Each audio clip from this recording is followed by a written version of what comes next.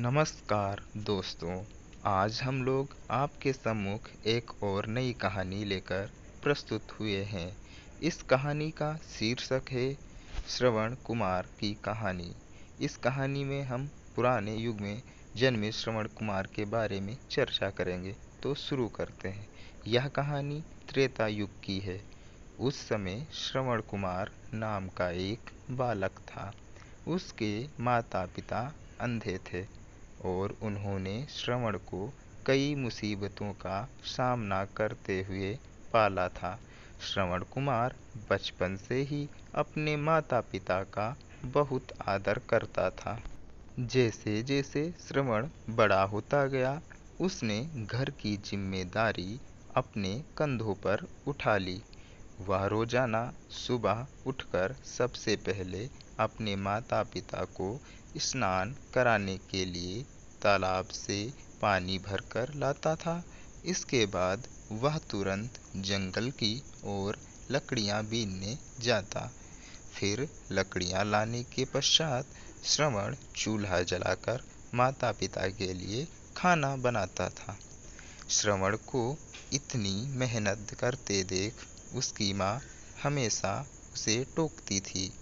वह कहती थी, श्रवण बेटा, तुम इतना सारा काम अकेले क्यों करते हो? खाना तुम मुझे बनाने दिया करो, मैं आसानी से खाना बना लिया करूँगी। इसके बदले तुम थोड़ा आराम कर लिया करो। माँ की इन बातों को सुनकर श्रवण कुमार कहता, नहीं माँ, मैं ये सारे काम आप लोगों के लिए ही तो करता हूँ। भला अपने माँ बाप के लिए किए गए कामों में कैसी थकान, उल्टा मुझे तो खुशी मिलती है। श्रवण कुमार की इन बातों को सुनकर उसकी माँ भावुक हो गई और वह रोने लगी। वह रोज भगवान से प्रार्थना करती कि हे प्रभु, इतना ध्यान रखने वाला श्रवण जैसा बेटा हर माता पिता के घर पैदा हो। और हो भी क्यों ना, क्योंकि कहा जाता है कि श्रवण जैसा बेटा इस दुनिया में कभी कभी ही जन्म लेता है। फिर आगे देखते हैं क्या है। श्रवण के माँ बाप नियमित रूप से भगवान की आराधना करते थे। वह उनके लिए फूल और पूजा की अन्य सामग्री लाता था। फिर खुद भी बिना देर किए माता पिता के साथ पूजा में शामिल हो जाता था। श्रवण कुमार धीरे धीरे बड़ा हुआ और जल्दी से घर के कार्यों को खत्म करके अर्थात समाप्त करके वह बाहर के काम पर निकल जाता था। एक दिन श्रवण अपने माता पिता के साथ बैठा हुआ था। तभी उन्होंने श्रवण से कहा कि बेटा, तुमने हमारी हर ख्वाहिश पूरी की है। अब हमारी केवल एक ही इच्छा है जिसे हम पूरा करना चाहते हैं। कि यह सुन श्रवण ने उनसे पूछा कि ऐसी कौन सी इच्छा बाकी है जिसे आप पूरा करना चाहते हैं? आप केवल आदेश दें, आपकी सारी इच्छाएं सिरोधार्य हैं। मैं आपकी हर ख्वाहिश पूरा करूंगा। इस पर श्रवण के पिता ने कहा, बेटा, अब हम बूढ़े हो चुके हैं और हम चाहते हैं कि मरने से पहले तीर्थ यात्रा के लिए जाएं, जैसा कि हिंदू धर्म में 4 धामों की यात्रा की जाती है। भगवान के शरण में जाकर हमें सुकून की प्राप्ति होगी। अपने माँ बाप की बात सुनकर श्रवण कुमार सोचने लग गया कि वह उनकी इस इच्छा को कैसे पूरा करेगा। और सोचे भी क्यों ना, क्योंकि उस समय बस और ट्रेन की कोई सुविधा उपलब्ध नहीं थी। साथ ही साथ उसके माता पिता देख भी नहीं सकते थे, वो अंधे थे। ऐसे में ये समस्या हो गई कि उन्हें तीर्थ यात्रा कराना भला कैसे संभव हो पाता। तभी श्रवण कुमार को एक तरकीब सूझी। वह तुरंत बाहर गया और वहां से 2 बड़ी टोकरी लेकर आया। उसने उन दोनों टोकरियों को एक मजबूत डंडे में मोटी रस्सी के सहारे लटकाकर एक बड़ा सा तराजू बना लिया। फिर श्रवण कुमार ने उस तराजू में अपने माँ बाप को बारी बारी से गोद में उठाकर बैठा दिया। इसके बाद तराजू को अपने कंधों पर लेकर उन्हें तीर्थ यात्रा पर लेकर निकल पड़ा। वह लगातार कुछ दिनों तक अपने माता पिता को एक के बाद एक सभी पवित्र स्थलों पर घुमाने लगा। इस दौरान श्रवण कुमार ने अपने माता पिता को प्रयाग से लेकर काशी तक के दर्शन कराए और काशी में बाबा विश्वनाथ के दर्शन कराए। माता पिता को घुमाते समय श्रवण कुमार उन्हें उन जगहों के बारे में भी बताते चलता था, क्योंकि वह आंखों से उस दृश्य को देख तो नहीं सकते थे, पर उसके बताने के पश्चात उसकी मेहनत को देख उसके माता पिता बहुत खुश होते थे। उन्होंने एक दिन श्रवण से कहा, बेटा, हम देख नहीं सकते, लेकिन कभी भी हमें इस बात का दुख नहीं हुआ, क्योंकि तुम हमारे लिए हमारी आंखों के समान हो। और आखिर हो भी क्यों ना, क्योंकि श्रवण जैसा बेटा अपनी माँ बाप की सेवा कर रहा था, जो आज के लिए हमारे लिए आदर्श की बात है। फिर आगे देखते हैं, कहते हैं कि तुमने हमें जिस तरह सारे पवित्र स्थानों की कथा सुनाकर उनके दर्शन कराए हैं, ऐसा लगता है कि जैसे कि हमने सच में प्रभु के दर्शन अपनी आँखों से किया हो। क्या अनुभूति है। अपने माता पिता की बातें सुनकर श्रवण ने कहा, आप लोग ऐसी बातें ना करें।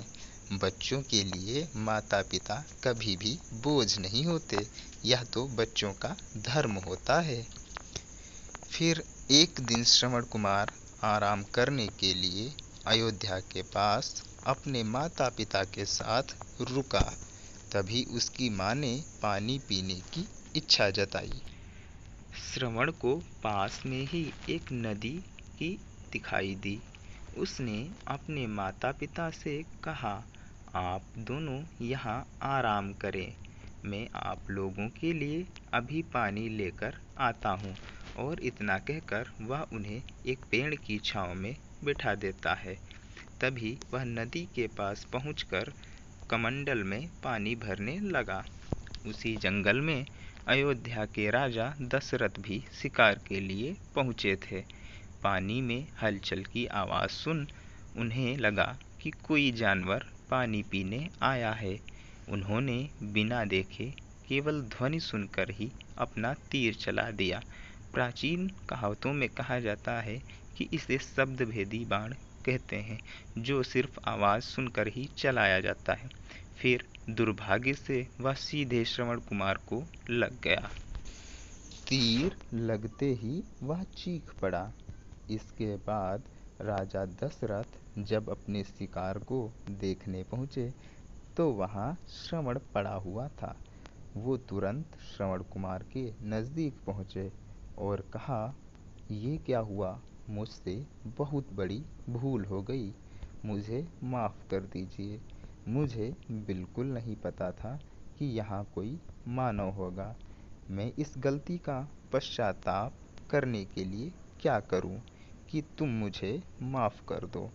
तभी दर्द से कराहते हुए श्रवण कुमार ने कहा, यहाँ से थोड़ी ही दूर जंगल में मेरे माता पिता बैठे हैं। उन्हें काफ़ी देर से प्यास लगी है। आप उन तक यह पानी पहुंचा दीजिए और मेरे बारे में उन्हें कुछ भी ना बताएं। वह इस बात का आग्रह राजा दशरथ से करता है। और इतना कहते कहते श्रवण कुमार की सांसें रुक जाती हैं। श्रवण कुमार की मौत से राजा दशरथ सुन्न पड़ गए। किसी तरह वो श्रवण कुमार के अनुसार बताए हुए जल को लेकर उसके माता पिता के पास पहुँचे। श्रवण के माता पिता अपने बेटे की आहट को बखूबी पहचानते थे। जब राजा दशरथ उनके करीब पहुँचे तो उन्होंने आश्चर्य से पूछा, तुम कौन हो और हमारे श्रवण को क्या हुआ? वह आया क्यों नहीं? राजा दशरथ उनके सवालों का कोई भी जवाब नहीं दे पाए। उन्होंने चुपचाप पानी उनकी तरफ बढ़ा दिया। तभी श्रवण की माँ ने चिंतित स्वर में जोर से कहा, तुम कौन हो और मेरा बेटा कहाँ है? ये बताते क्यों नहीं? श्रवण की माँ की चिंता देखकर राजा दशरथ ने कहा, माँ, मुझे माफ कर दीजिए। मैं बहुत प्रायश्चित कर रहा हूँ। शिकार करने के लिए मैंने जो तीर चलाया था वो सीधे आपके बेटे श्रवण को जा लगा। उसने मुझे आप लोगों के बारे में बताया, इसलिए मैं यहाँ पानी लेकर आया। इतना कहकर राजा दशरथ चुप हो गए और रोने लगे। राजा दशरथ की बात सुनकर श्रवण की माँ जोर शोर से चिल्लाने और रोने लगी। उन दोनों ने अपने बेटे की मौत के गम में राजा दशरथ के लाए हुए पानी को हाथ तक नहीं लगाया। श्रवण के पिता ने तभी राजा दशरथ को पुत्र वियोग का श्राप दे दिया। कुछ ही देर बाद श्रवण के माता पिता ने अपने प्राण त्याग दिए। बताया जाता है कि श्रवण कुमार के पिता के श्राप के ही परिणाम स्वरूप राजा दशरथ को अपने पुत्र राम अर्थात श्री राम से दूर रहना पड़ा।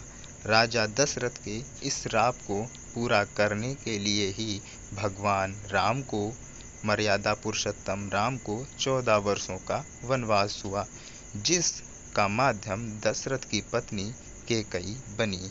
श्रवण के पिता की ही तरह राजा दशरथ भी अपने बेटे से दूरी को बर्दाश्त नहीं कर पाए और उन्होंने अपने प्राण त्याग दिए। अंततः हमें कहानी से क्या सीख मिलती है और कहानी से क्या निष्कर्ष निकलता है कि हर बच्चे को अपने माता पिता की सेवा श्रवण कुमार की तरह ही निस्वार्थ भाव से करनी चाहिए। यही उनका सबसे बड़ा कर्तव्य है। माँ की ममता के आगे तुम्हारी मासूकाओं अर्थात प्रेमिकाओं के हजारों प्रेम न्योछावर हैं। उस माँ बाप से बड़ा कोई भगवान नहीं। अगर जिसने माँ बाप को जीवन भर सुख दे दिया तो सदैव उस ईश्वर का वह सबसे प्रिय बच्चा बना रहेगा अर्थात होगा। धन्यवाद आपका। आप हमें कमेंट बॉक्स में बताएं कि इस कहानी से आपको क्या सीख मिली और आप क्या अपने माता पिता की सेवा करते हैं? यदि करते हैं तो हाँ लिखें, यदि नहीं करते हैं तो करना शुरू कर दीजिए और अपना प्यार ऐसे ही बनाए रखें और हमारे YouTube परिवार में शामिल होकर हमारी कहानियों का हिस्सा बने। फिर मिलते हैं किसी नई कहानी के साथ और किसी नई सीख के साथ। आज के लिए बस इतना ही। आप सभी का आभार। आपका अपना अभिषेक पटेल। धन्यवाद।